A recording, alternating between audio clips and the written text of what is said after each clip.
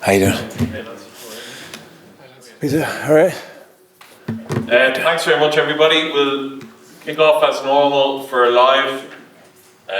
So invite live TV. Sorry, okay. Correspondence and 3. radio. Hi, Derek. Hi, Derek. Simon, how are you? Good, thanks. You well? Good, thank you. Simon, all right? Good. Can you talk to us about the Mac Handsome injury? When did it happen and when did you rule him out? I guess he's had a little bit of just a quad strain. It's not a huge, significant injury, but it's one that we felt like it was important this week to get as much time and reps for the guys that were starting.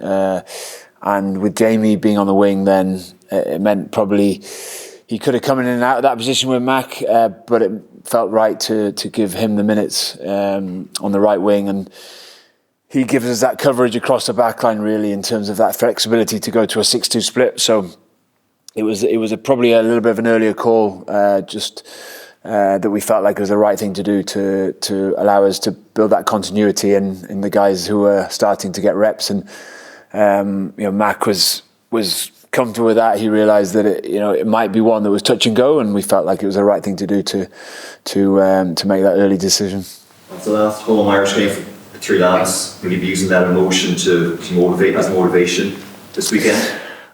I don't think it's necessarily something that this group will need. I mean, I think they understand the impact that the three lads have had on Irish rugby in the Irish jersey across a number of years. They've all become very close. They're not just Irish teammates, but they're good friends on and off the pitch. The lads who obviously will continue playing for Ireland, but the three lads who are leaving the group they'll leave a massive void. But that's kind of part and parcel of international rugby. People play their part for a long period, in case these three have done. And the mark of respect and the motivation, I think, is that they and the rest of the team want to finish this tournament on a high, and that in respects to them and the motivation, that's all they've ever thought about is the team and what's going to make us the best that we can be on Saturday, and not really about them. Simon, 6-2 on the bench, I suppose we saw the risks of that in the game in Murrayfield when Finn Russell and Darcy Graham had to go off. But was the fact that it was flagged early on, perhaps we're going to go with a 7-1 a factor in that decision? No, not really. I think there's a number of reasons why we've done it. One is that we have a bit of flexibility in Jamie's position, him covering majority positions in the back line. We felt with Caelan, who's done incredibly well to get back to full fitness and done a brilliant job himself, but also with the medical staff, has been able to get himself right from an injury, which other players might not have been able to do that in the short space of time. But we also felt that we needed to make sure that we had good coverage in the back row. The guys that did start in Wales, and Jack Conan was very good. He's come off the bench well, but also Ryan Baird came off the bench in Cardiff, and James Ryan did as well. So we just felt like the dynamics of that pack and the way that France might play the game meant that we felt that was a really nice, chunky sort of back five of our scrum being able to come on and make an impact, along with having the flexibility of someone like Jamie that could start on the wing but could also play other positions.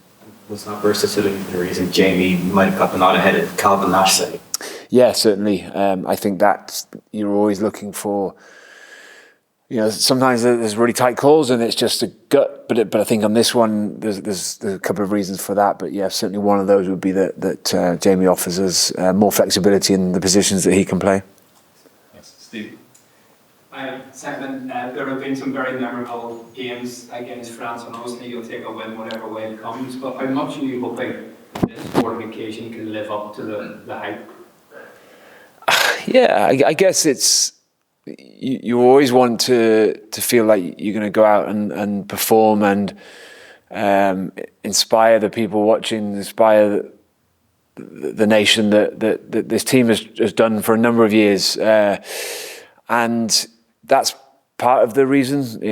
There's a number of factors to this game for us, and wanting it to be really special. It's the last home game of the season for us. It's a number of players' final home appearance in an Irish jersey, but there's also something else on the line as well, which is bigger than all of that. So I think there's a number of things and factors to wanting to make sure that this is a really top performance from us. And I think the way that the lads have gone about their business this week, not just the guys that are starting, the bench players, but also the guys that have come in and assisted the team in preparation, have been fabulous. And I think that's been the mark of this group of wider players, as much as the guys that get the chance and responsibility to take the field, is the other players that have come in and created a special week for everybody involved. And hopefully that will be shown in the performance on Saturday. Jameson Gibson Park, how much are you looking forward to watching that battle unfold on Saturday? Yeah, that's interesting. Two fabulous players playing at the peak of their game, and I think there's a number of sort of individual battles, if you like, across the teams, but that one's going to be pretty special. Thanks, Bernard. Simon, is France as tough as it gets in the Six Nations? I think every game, and I know it's probably just sort of stating the obvious, but every game's different, and every game is your next toughest game, and it'll be no different this weekend. We've kind of found our way through some sticky patches during the Six Nations. Haven't always been as effective as we would have liked, either side of the ball, defence and attack. But I guess this represents a serious challenge to us, and one that the challenge is one thing, but the opportunity that it presents this team as well is something really special. And we know that given the opportunity, the French have the ability to do real damage, but so do we, and we feel really confident that if we get our game in place, and that we win moments and create momentum, that this team can do something special as well.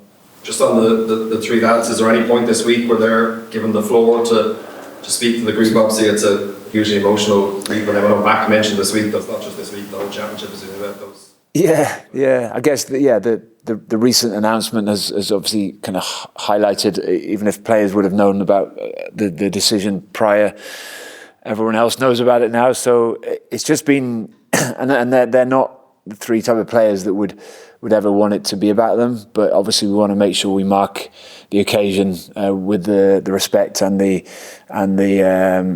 kind of performance that it deserves for them, and they'll want to do the same. And it's incredible what they've achieved. They're three brilliant rugby players, but three brilliant people, and they've been a massive part of how this team has evolved across the last 4 or 5 seasons, certainly since the 2019 World Cup. And the best way that the rest of the team and the coaching staff and the management can do is just mark it by creating the best performance that we can.